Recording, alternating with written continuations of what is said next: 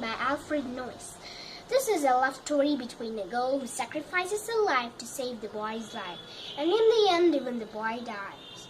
When the wind was in the trees, when the moon is a ghostly galleon tossed upon cloudy seas, when the moon is a ribbon of moonlight over the purple moor, a highwayman comes riding.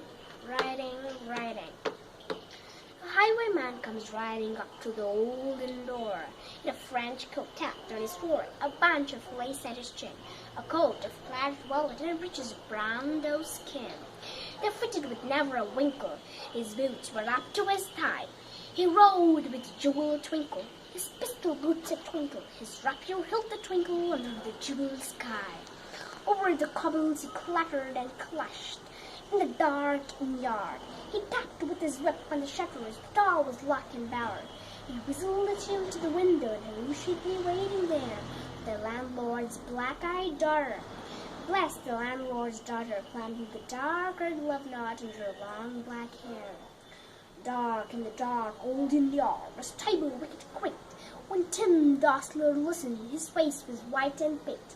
His eyes were hollows of malice, his hair like moly hay. But he loved the landlord's daughter, landlord's red-lipped daughter. Dumb as a dog, he listened to the robbers say, "One kiss, my bonny sweetheart, I'll be up for a price tonight, but I shall be back with the yellow gold before the morning light." Thus did they crush me sharply and harry me through the day. They look for me by moonlight, watch for me by moonlight. I'll come to thee by moonlight, though hell should bar the way. He rose up in the strippings, but she loosened her hand in the casement. His face burned like a brand, then a bad cascade of perfume came crumbling to his breast.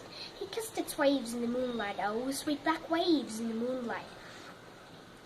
Then he tagged his reins in the moonlight and galloped away to the west.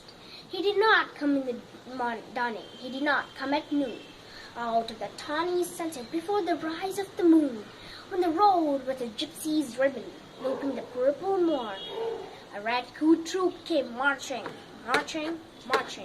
King George's men came marching up to the olden yard. They said no word to the landlord. They drank his ale instead, but they gagged his daughter and bound her at the foot of her narrow bed. Two of them knelt at her casement, with muskets at their side. They decked at every window, and dark at one hell window, for Bless could see through her casement the road that he would ride.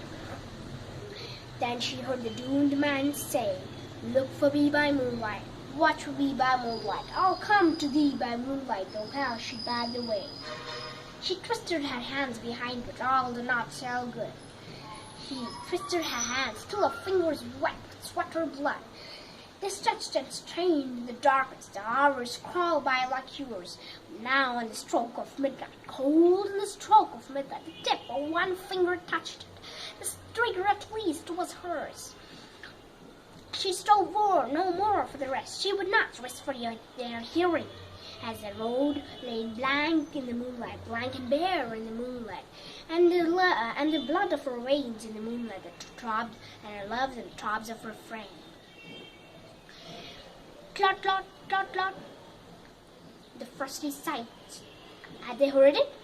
The hooves was ringing clearer. Clot, clot, clot, clot. The echoing silent. What